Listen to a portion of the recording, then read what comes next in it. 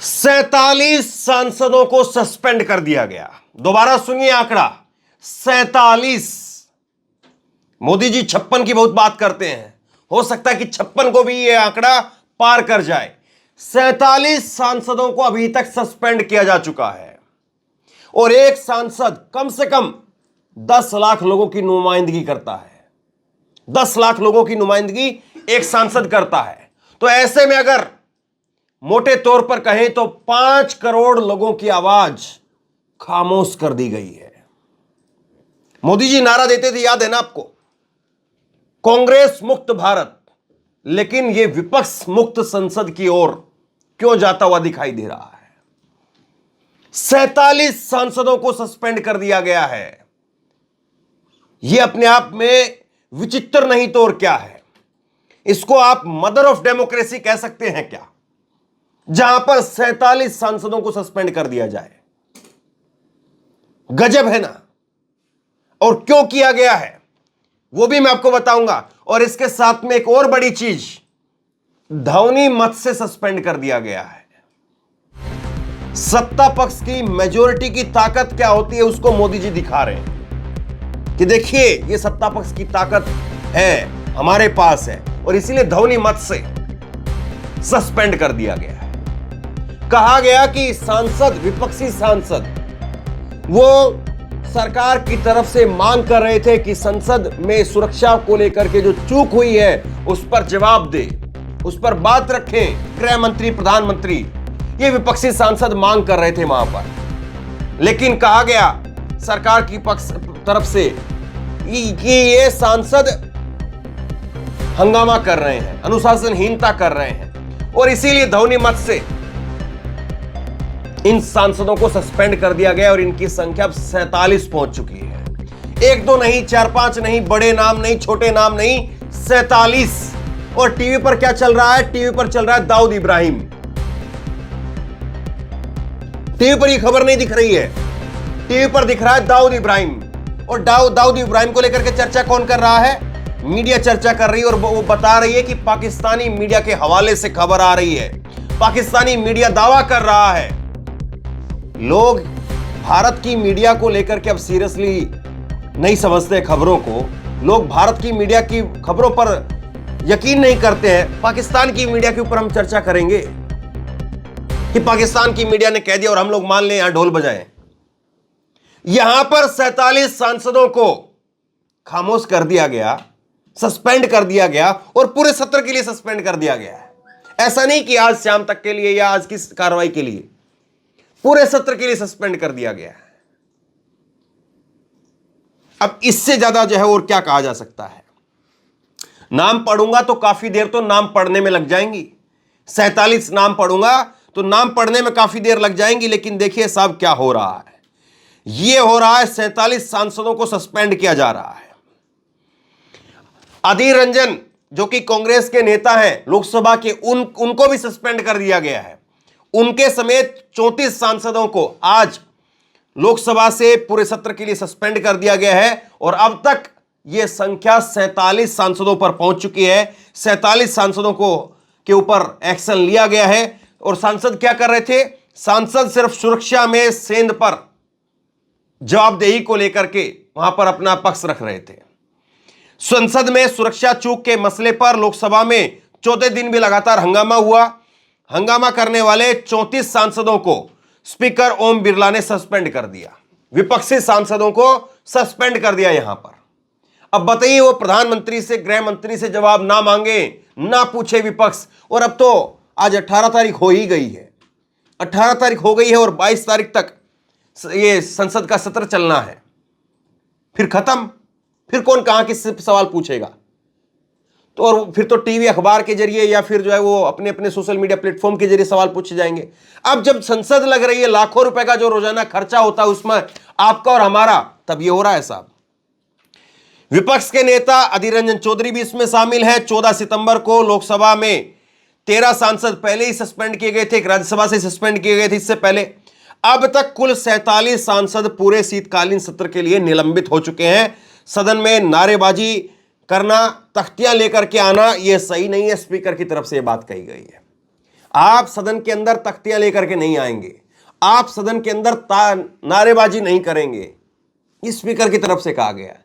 बाकी हां, वो जरूर है कि बीजेपी के सांसद, मोदी साहब के सांसद, वो एक अपना विजिटर पास दे देते हैं और उसके बाद में दो लड़के, एक मनोरंजन और एक लखनऊ से सागर शर्मा, वो दो लड़के वहां पर पता नहीं क्या क्या लेकर के पहुंच गए थे। कोई उसको बता रहा है कि स्मोक कैंडल है, कोई बता रहा है स्मोक बम है, पता नहीं क्या क्या उसको नाम दिया जा रहा है, लोगों को समझ में नहीं आ रहा अभी तक। और यहां पर विपक्ष उसको लेकर के नारेबाजी ना करे, विपक्ष उसको लेकर के तख्तियां दिखाने का काम ना करे, ये जो है वो बातें हो रही है साहब। और हम मदर ऑफ डेमोक्रेसी का डंका पीटेंगे। मोदी साहब ने कह दिया है, हमने मान लिया है कि मदर ऑफ डेमोक्रेसी है ये, और मदर ऑफ डेमोक्रेसी की आज ये तस्वीर देख लीजिए आप। मैं ऐसा नहीं कहता हूं कि पहले सांसद सस्पेंड नहीं हुए, लेकिन पहले अगर गलत हुआ था तो आज किसी को गलत करने का लाइसेंस मिल जाएगा क्या? अगर कांग्रेस के राज में अगर कोई इस बात को गिनवा करके इस बात को जो है वो जस्टिफाई करे कि नहीं, पहले कांग्रेस के राज में इतने हुए थे, इतने हुए थे, तब इतने हुए थे, कभी कितने भी हुए हो, लेकिन आज जो सांसद मांग वहां पर कर रहे हैं और उसको लेकर के क्या गृह मंत्री का जवाब देना वो गैर जरूरी है क्या? अगर गृह मंत्री वहां पर आकर के 1.5 मिनट बोल देंगे तो कौन सा आसमान टूट पड़ेगा? वैसे भी 1.5-2 घंटे के लिए प्रधानमंत्री और गृह मंत्री अखबारों को इंटरव्यू दे रहे हैं। जब अखबारों को और टीवी को इतना बड़ा बड़ा इंटरव्यू दिया जा सकता है तो विपक्ष के नेताओं के लिए, देश के लिए संसद में आकर के क्यों नहीं बोल सकते हैं? क्या ये सवाल कोई बहुत ऐसा सवाल है कि 15 लाख कब आएंगे, ये इस तरह का सवाल है क्या जिसका कोई जवाब ही नहीं है? ये सारी चीजें हो रही हैं। अब मैं कुछ इसको लेकर के अभी जो प्रतिक्रियाएं सामने आई है मैं आपको बताता हूं। अधीर रंजन चौधरी की तरफ से कहा गया कि हमारे जिन साथी सांसदों को निलंबित किया गया है उनकी बहाली की जाए। गृह मंत्री जी संसद की सुरक्षा चूक पर सदन में आकर के बयान दे। सदन चलाने के लिए सरकार को विपक्ष के कॉन्फिडेंस में लेना होगा, लेकिन आज मोदी सरकार तानाशाही कर रही है, वो अपने इशारे पर सदन चलाना चाहती है। कभी कोई वक्त था जब वक्त में बीजेपी के ही नेता सुषमा स्वराज, अरुण जेटली कहते थे, और देखिए आज क्या जो है वो इसको कहें कि एक संयोग की बात है कि दोनों ही आज इस दुनिया में नहीं है। वो कभी कहते थे कि सरकार की जिम्मेदारी होती है, बीजेपी के विपक्ष के नेता के तौर पर वो कहते थे कि सदन चलाना सरकार की जिम्मेदारी होती है, लेकिन आज देखिए साहब, सरकार कह रही है मदर ऑफ डेमोक्रेसी जिंदाबाद, और दूसरी तरफ 47 सांसद सस्पेंड। तो बताइए फिर जो बार बार चीजें कही जाती हैं कि इंदिरा गांधी ने यह किया, इंदिरा गांधी ने इमरजेंसी लगा दी, तो मदर ऑफ डेमोक्रेसी तब थी या मदर ऑफ डेमोक्रेसी अब है, या मदर ऑफ डेमोक्रेसी ना तब थी ना मदर ऑफ डेमोक्रेसी अब है? क्या ये सवाल नहीं पूछे जाए? इसके बाद मल्लिकार्जुन खड़गे की तरफ से कहा गया कि सबसे पहले घुसपैठियों ने संसद पर हमला किया, फिर मोदी सरकार संसद और लोकतंत्र पर हमला कर रही है। निरंकुश मोदी सरकार 47 सांसदों को निलंबित करके सभी लोकतांत्रिक मापदंडों को कूड़ेदान में फेंका जा रहा है। विपक्ष रहित संसद के साथ में मोदी सरकार अब महत्वपूर्ण लंबित कानूनों को कुचल रही है, किसी भी असहमति को बिना किसी बहस के कुचल रही है। यह मल्लिकार्जुन खड़गे की तरफ से कहा गया है। और उनका एक और दूसरा जवाब देखिए। मल्लिकार्जुन खड़गे ने कहा कि उनकी दो मांगे हैं उनकी। उन्होंने कहा है कि सबसे पहले घुसपैठियों ने संसद पर हमला किया और अब मोदी सरकार संसद और लोकतंत्र पर हमला कर रही है। निरंकुश मोदी सरकार 47 सांसदों को निलंबित करके सभी लोकतांत्रिक मानदंडों को कूड़ेदान में फेंका जा रहा है। हमारी दो मांगे हैं। केंद्रीय गृह मंत्री संसद की सुरक्षा में अक्षम्य उल्लंघन पर संसद के दोनों सदनों पर बयान देना चाहिए, इस पर विस्तृत चर्चा होनी चाहिए। दूसरी मांग, पीएम किसी अखबार को इंटरव्यू दे सकते हैं, गृह मंत्री जी टीवी चैनलों को इंटरव्यू दे सकते हैं, लेकिन उनकी संसद के प्रति शून्य जवाबदेही बची है जो भारत के लोगों का प्रतिनिधित्व करती है। यह मल्लिकार्जुन खड़गे की तरफ से कहा गया है।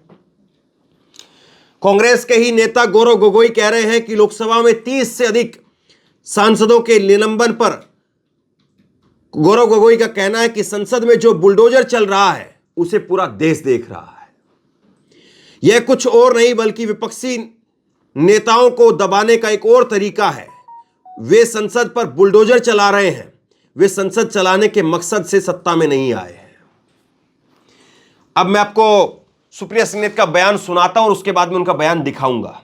सुप्रिया सुले कह रही हैं कि मेरी प्रधानमंत्री मोदी को एक सलाह है, वे लोकतंत्र, सदन, सांसद का सारा ढोंग छोड़ दें, अपनी तानाशाही चलाएं, क्योंकि असलियत यह है कि हर व्यक्ति जो अपनी लोकतांत्रिक ड्यूटी निभाते हुए लोकतंत्र के मंदिर में सवाल पूछेगा, उस सांसद को निलंबित कर दिया जाएगा। मोदी जी को विपक्ष का चेहरा बर्दाश्त नहीं है। पहले आपने 15 और अब 31 सांसदों को निलंबित कर दिया। यह कितनी बड़ी विडंबना है कि विपक्ष के नेता अधीर रंजन चौधरी तक को आपने निलंबित कर दिया। अगर सदन में अगर विपक्ष की आवाज ही नहीं होगी तो सदन और लोकतंत्र का मतलब क्या बचेगा? यह जो है वो सुप्रिया सुले ने कहा है।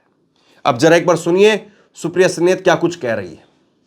विपक्ष का सारा ढोंग छोड़ दे।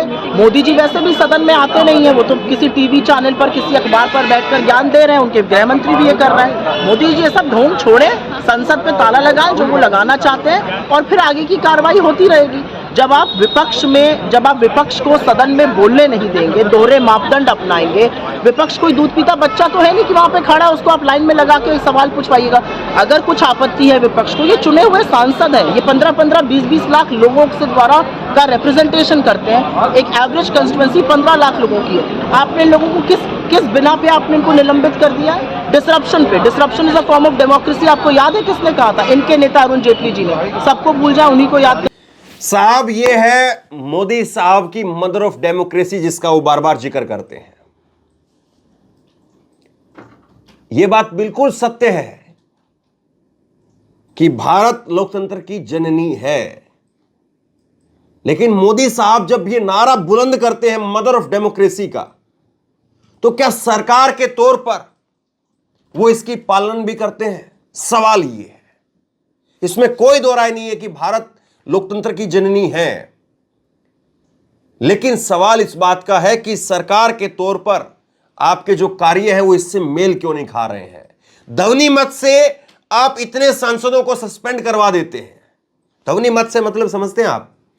संसद लगी हुई है, संसद में वहां पर सांसद बैठे हुए हैं, लोकसभा की कार्रवाई चल रही है और लोकसभा की कार्रवाई में यह कहा जाता है कि इन सांसदों को सस्पेंड किया जाता है, आवाज लगती है। ध्वनि मत से मतलब यह है कि आवाज लगा करके यस और नो पूछी जाती है और फिर वहां पर सांसद आपके ज्यादा हैं, आपकी वहां पर मेजॉरिटी है, तो हां बोल करके और सब बाहर। कोई वोटिंग नहीं, कुछ नहीं, वहां पर ध्वनि मत से ही बाहर सब। तो वहां पर जब आवाज लगती है कि इन सांसदों को, आगे लिस्ट में आपके सामने रखता हूं, इन सांसदों को बाहर कर दिया जाए, हां बाहर हो गए।